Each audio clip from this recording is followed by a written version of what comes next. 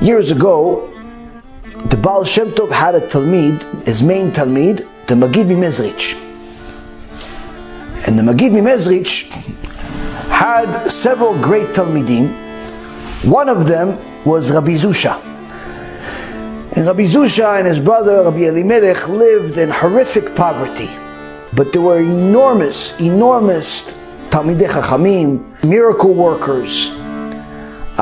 Their blessings on people, and when they bless somebody to become rich, came true. To just show you what kind of sages we have in our nation, what kind of sages we're related to.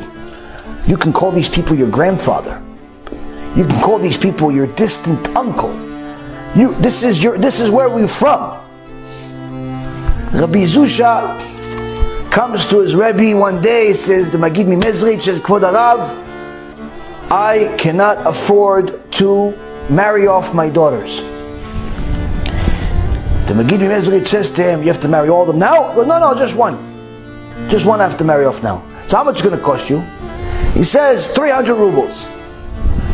So the Magid Mimezrich says, his rabbi says, here. He takes out of the safe 300 rubles. He goes, I'm going to lend you this money now. Go collect some money. When you collect, if you don't have one way or the other, you know you have it. You have it to go marry off now, but go collect whatever else you need to collect to get the 300 rubles otherwise. Because not like he was rich himself, but he took care of his Talmid. So Rabbi ZUSHA started to go. Now he didn't give him money for traveling. He gave him money to wed off his daughter, so he couldn't use the money for trains and things of that nature. So he started walking to different cities and different towns. Eventually he gets to another city to go collecting, to try to get some tzedakah. And when he gets there, he sees that in the market there's a huge commotion. Huge commotion over there going on. He comes close, says, what happened? He sees there's a woman on the floor, passed out. What happened to this woman? He says, no, you understand, the husband died, and she was, her daughter is an orphan from her father. She didn't have anything, and she has worked her whole life just to get 300 rubles so she can marry off her daughter. And she found a chatan. They have an agreement that she's going to give 300 rubles to help them, and the agreement is that they're going to get married. Okay, so what happened? On the way to the wedding, she lost the money. Now the wedding's off. She passed out. As soon as she found out, she passed out. And every time we try to wake her up, she realizes again she lost the money for her daughter. Her daughter can't get married. Not only she's an orphan, she also can't get married. She passes out again. We don't know what to do. So Rabbi ZUSHA gets close to her. Excuse me. She opens her eyes. She's about to pass out. Goes, oh, don't pass out. I found the money. Why? In his mind, he said, wait a minute. I have 300 rubles. She lost 300 rubles. What does that mean? To us it means, thank God I have 300 rubles, right? To the Rasha it means, oh, I'm lucky he's not. To the Tzaddik, it means I have 300 rubles and she needs it, so therefore it's an opportunity for me to give them.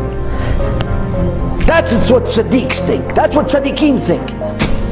Who cares about what I need? He needs. It's my brother, it's my sister. They need. That's what Tzaddikim think. So he says to her, I have the money. She says, you have the money? She woke up. Really? Where is it? He goes, well, listen. We have a law, we have a Torah, so please tell me some signs. I found the money. I found 300 rubles. But give me some signs that I know it's your money. What kind of bills was it? How many bills? How many tens? How many 20s? How many 30? And so on. She gives him an exact description. He says, okay, I'll go check and I'll get it to you. He goes, gets change at the bank to be exactly what she described. So she doesn't think he's giving her the money, but rather he really found her money. he comes back, he gives her the money. Everybody's giving him blessings. Wow, chazaku baruch, chazaku baruch. Wow, wow, wow. The lady says, hold on a second. There's 100 missing. There's only 200 here. I lost 300 rubles. So Rabbi ZUSHA says, yeah, that's my fee. It's my commission. Finder's fee. Everybody says, what? Finder's fee? You Rasha Merusha. You're going to take a finder's fee from an orphan. You're going to take a finder's fee from a poor lady. She just passed out, almost died because of this. You're going to take a finder's fee. He says, listen, I got a finder's fee. They start cursing him and yelling at him. No one realizes it's his money. And they start yelling and insulting him and said, listen, we're going to take you to Bet Din. He says, take me to Bet Din. They go to Bet Din. Rabbi says, no, what's the problem? He says, Rabbi ZUSHA says, listen, she lost 300 rubles. I found it. And I gave her 200 back. I took 100 back for myself. What? It's a finder's fee. The rabbi was big Talmid Chacham. Says, listen,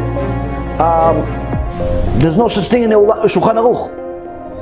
Shulchan Aruch doesn't say it's a finder's fee. Where's your love of another Jew? You're so obligated to love another Jew like you love yourself. Oh, Rabbi ZUSHA says, oh, okay, there's no finder's fee. Okay, I'll give her the money back. He gives her the money back and they throw him out. Throw him out of there. Wanted to take 100 rubles for himself from a poor orphan.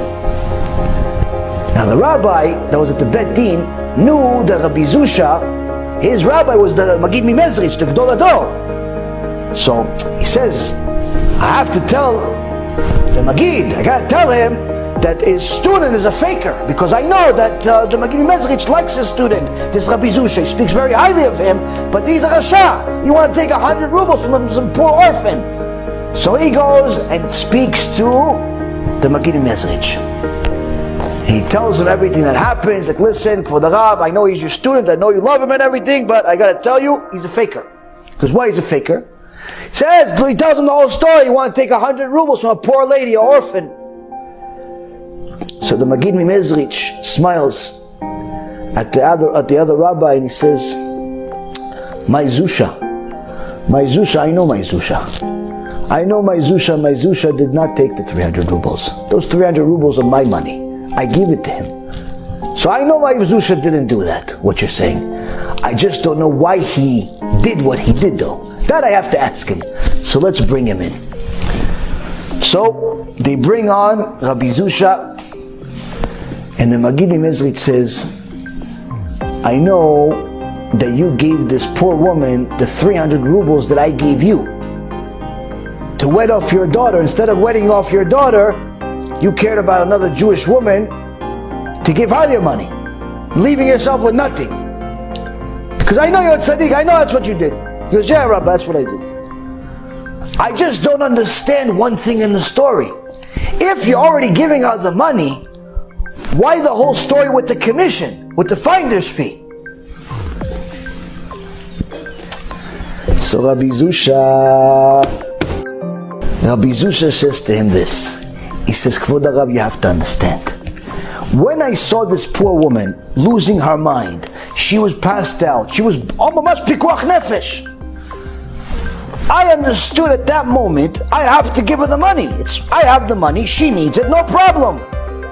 The second I decided this, the Yetzer Hara himself showed up and started singing my name. ZUSHA, ZUSHA. He started singing my name.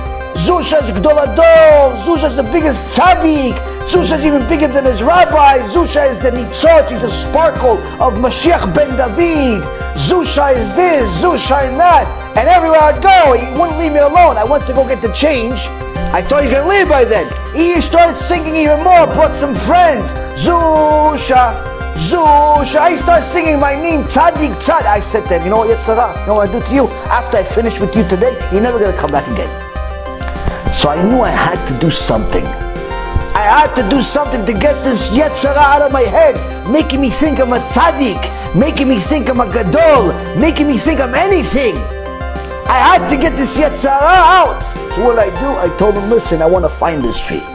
And after all the embarrassment and the insults that I got, the Yetzer Hara not only ran away, he hasn't been back since. That's how tzaddikim are made.